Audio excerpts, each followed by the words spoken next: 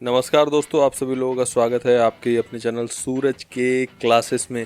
Friends, आज एक बहुत ही इम्पॉर्टेंट वीडियो आपके लिए लेके आया हूं। जिससे पहले जो वीडियो बनाया था मैंने, वो एथर रिडचा जो नया मॉडल लॉन्च हुआ है अभी मार्केट में, उसकी डिटेलिंग मैंने दी थी। लेकिन काफ़ी सारे मेरे व्यूअर्स हैं, काफ़ी सारी स्टूडेंट्स कह लीजिए आप, एक सवाल जो सबके मन में है, क्या TVS iQube एथर रिडचा से बेटर है या एथर का ये स्कूटर TVS iQube से आगे है। सारे सवालों के जवाब दूंगा, बने रहिएगा मेरे वीडियो में, देखते रहिएगा, एंड तक देखना। नए हैं तो प्लीज़ सब्सक्राइब करना इस चैनल को। तो पॉइंट बाय पॉइंट कंपेयर करते हैं। सबसे पहले मैं यहाँ पर कंपैरिजन लेता हूँ। तो सबसे पहले यहाँ पर मैं कंपैरिजन लूँगा भाई, दोनों की बेसिक चीज़ें क्या है। देखिए, मैं जो इनके जो मेन हाईलाइटिंग पॉइंट होते हैं ना, वो कंपनियां पहले ही आपको बताती हैं जिससे आप अट्रैक्ट हो जाएं। लेकिन मैं उन पॉइंट के बारे में भी बात करूंगा जिसके बारे में कंपनियां नहीं जल्दी डिस्क्लोज करती। आपने कभी भी किसी भी स्कूटर का देखा होगा, हमेशा बैटरी के बारे में बात करते हैं, लेकिन मोटर के बारे में कोई बात नहीं करता है। मैं यहाँ मोटर के बारे में भी बताऊँगा, वो पॉइंट मैं लास्ट में लूँगा, इस वीडियो के सेकेंड हाफ में लूँगा। लास्ट तक इसलिए बोल रहा हूँ, देखते रहना। पहले जनरल ओवरव्यू दोनों का देख लेते हैं। तो प्राइस और मोटर, ये दोनों पॉइंट लास्ट में हम डिस्कस करेंगे। तो सबसे पहले इसमें देखते हैं हम। सबसे पहले देखिए, ब्रेक सिस्टम कैसा है। आगे का डिस्क, पीछे का ड्रम, दोनों ही स्कूटर में सेम आता है। यहाँ पर रिडचा का भी मैं स्टैंडर्ड मॉडल ले रहा हूँ, मतलब सबसे बेसिक मॉडल ले रहा हूँ, और iQube का भी बेसिक मॉडल ले रहा हूँ।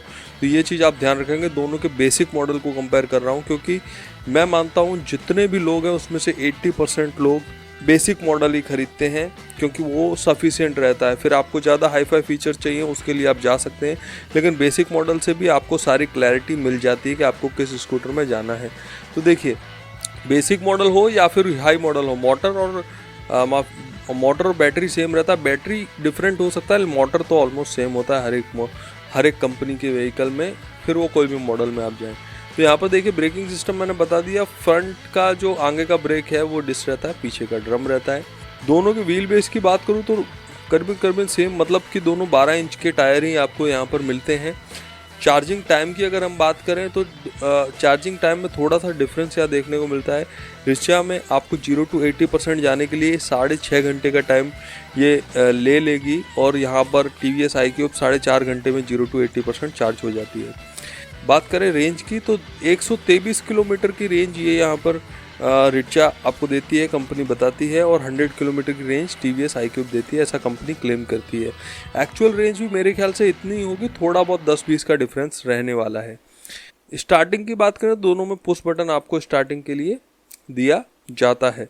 मोटर की बात करें, अच्छा मोटर की लास्ट में बात करता हूँ, बैटरी की पहले बात कर लेता हूँ। या बैटरी की बात करें तो बैटरी में रिडचा आपको 2.9 किलोवाट की बैटरी के साथ, मतलब लिथियम आयन बैटरी के साथ आती है।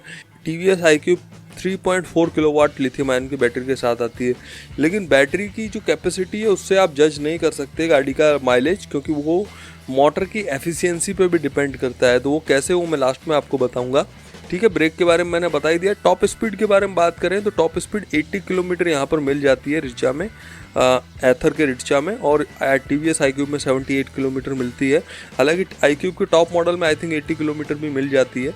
टायर साइज मैंने आपको बता ही दिया 12। अच्छा, इसमें मेन डायमेंशन में काफ़ी थोड़ा सा डिफरेंस है लेंथ में। यहाँ पर TVS की जो iQube है वो 1805 mm की लेंथ के साथ आती है। रिडचा का स्कूटर 1850 mm की लेंथ के साथ है। विड्थ के अंदर भी 7 mm का डिफरेंस है। आप विड्थ में देखेंगे, विड्थ में माफ़ कीजिएगा, not 7 mm। TVS iQube 645 mm की विड्थ के साथ आती है, वहीं पर रिडचा 750 mm की विड्थ के साथ आती है। आप जब भी किसी स्कूटर का लेंथ विड्थ देखते हैं तो ऐसा मत सोचिए mm है। एक्चुअल में ओवरऑल जब स्कूटर में देखने जाए ना, 5-10 mm का डिफरेंस भी बहुत बड़ा मार्जिन क्रिएट करता है। तो इसलिए यहाँ पर ये एक बड़ा डिफरेंस मैं मानता हूँ। अच्छा, ग्राउंड क्लियरेंस की बात करें तो 165 mm का ग्राउंड क्लियरेंस अपने को रिडचा में मिलता है, और 157 mm का ग्राउंड क्लियरेंस अपने को iQube में मिलता है। तो कहीं ना कहीं यहाँ पर भी रिडचा है जो बाजी मार रही है।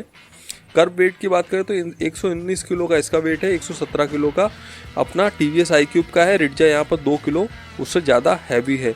तो यहाँ पर देखकर ऐसा ही लगता है कि हर एक मामले में यहाँ पर TVS iQube को टारगेट करके इस स्कूटर को लॉन्च किया गया है, क्योंकि हर एक मामले में कहीं ना कहीं थोड़ी सी 19-20 उससे आगे ही ये निकल के आ रही है। तो अच्छा, मैंने 2 पॉइंट कहा था जो मैं लास्ट में डिस्कस करूँगा, तो वो 2 पॉइंट में सबसे पहला पॉइंट मैं यहाँ पर आपको बता देता हूँ। अच्छा, पहले मोटर माफ़ कीजिए, बूट स्पेस की बात कर रहे हैं, उसमें भी 2 लीटर का बूट स्पेस रिडजा में ज़्यादा है, 34 लीटर का आता है और 32 लीटर का आपको TVS iQube में मिलता है। तो ये थे मेन डिफरेंस। अब बात करते हैं मोटर पे। देखिए, ये दोनों गाड़ियाँ करीबन अगर आप मोटर को छोड़ दें तो सेम है। 2 चीज़ें इनमें बहुत बड़ा डिफरेंस क्रिएट करती हैं, वो एक मोटर और दूसरा इसका प्राइस। तो देखिए, पहले मोटर की बात करते हैं जो टेक्निकल पॉइंट है, और दूसरा कमर्शियल पॉइंट है अपना प्राइस। तो टेक्निकल पॉइंट में मोटर में देखें आप, तो मोटर यहाँ BLDC मोटर आती है TVS iQube में, रिडजा वहीं पर PMSM मोटर देता है, परमानेंट मैग्नेट सिंक्रोनस मोटर, वो भी बेल्ट ड्राइव के साथ आती है, जैसा आपने ओला S1 प्रो में आती है उस तरह का यहाँ पर मोटर का मैकेनिज्म है। मतलब ये मोटर क्या होता है, थोड़ा सा ऊपर रहता है, जिस वजह से आपको क्या है कि पानी में भी कभी गाड़ी जा रही है तो आप गाड़ी आराम से ले जा सकते हैं, आपकी मोटर जल्दी ख़राब होने के चांस कम रहते हैं। दूसरा एडवांटेज PMSM मोटर का यहाँ पर ये होता है कि PMSM मोटर एक हाईली एफिशिएंट और हाईली रिलायबल मोटर है। मतलब ये BLDC मोटर से बेटर मोटर है, और ये सेम बैटरी कैपेसिटी में आपको रेंज ज़्यादा दे सकती है। जो मैंने पहला पॉइंट कहा था ना कि बैटरी कैपेसिटी बढ़ने से रेंज नहीं बढ़ता, मोटर के एफिशिएंसी पर भी डिपेंड करता है। तो PMSM मोटर जब भी किसी स्कूटर में लगा है तो उसका एफिशिएंसी ऑटोमेटिकली अच्छा हो जाता है, इसी वजह से उस स्कूटर में आपको रेंज अच्छा मिलता है। TVS iQube वही BLDC एक कन्वेंशनल मोटर के साथ आती है। BLDC में आपको बता दूं, ये फर्स्ट मोटर है जो इलेक्ट्रिक व्हीकल में आई थिंक यूज किया गया है। BLDC से पहले आई डोंट रिमेंबर कि कोई मोटर था, बट BLDC ये फर्स्ट मोटर है। मतलब BLDC के अंदर जो एडवांसमेंट है वो काफ़ी ज़्यादा किए गए, उसके बाद इस मोटर को लाए, लेकिन उसका जो एडवांस वर्जन है वो PMSM मोटर है जो यहाँ एथर रिडजा में आपको मिलता है। BLDC दूसरा डिसएडवांटेज ये रहता है कि वो व्हील के साथ हब मोटर आता है। तो जब व्हील के साथ कोई मोटर लगा होता है तो उसका मेंटेनेंस थोड़ा सा डिफ़िकल्ट हो जाता है। इन केस अगर गाड़ी में कभी पंचर हो रहा है, तो अगर व्हील को निकालना है, इन केस गाड़ी अगर किसी गड्ढे में जा रही है, तो अगर थोड़ा सा भी अलाइनमेंट चेंज हो जाता है तो BLDC मोटर के अंदर क्या हॉल इफेक्ट सेंसर रहता है, तो वो सेंसर थोड़ा ख़राब होने का चांस होता है, और उसका कॉस्ट भी फिर आपका रिपेयरिंग का बढ़ जाएगा। एंड आई डोंट नो उससे इंश्योरेंस के कवर में लेंगे नहीं लेंगे, इसलिए बेटर है आप PMSM मोटर के साथ जाइए, बिल्कुल सेफ़ रहता है। आपका ड्राइव मोटर बिल्कुल सेपरेटली गाड़ी में लगा होगा, और आपको बेल्ट से जो पीछे का पहिया है उसे धक्का लगता है। अच्छा, मैंने यहाँ पर दोनों ही व्हीकल के स्टैंडर्ड मॉडल की कंपैरिजन की है। तो रिडजा में आप स्टैंडर्ड मॉडल देखेंगे तो यहाँ पर आपको पता लगेगा कि इसका स्टैंडर्ड मॉडल जो आता है, जो S है, वो आई थिंक 1,09,000 या 1,10,000 के एक्स शोरूम प्राइस के साथ आता है कहीं भी, इंक्लूडिंग सब्सिडी। आई थिंक जो भी गवर्नमेंट का सब्सिडी मिल रहा है वो इंक्लूडिंग, मतलब 10,000 रुपये इंक्लूड करके, मतलब 1,10,000 9,000 आप समझिए। और उसके ऊपर आपका जो भी RTO टैक्स वगैरह चल रहा है, जिस भी स्टेट में से आप बिलोंग करते हैं, तो उस 20-25 हज़ार ऊपर समझ लीजिए। मतलब 1,20,000 से लेकर 1,30,000 के अंदर आपको इसका बेस मॉडल ऑन रोड मिल सकता है।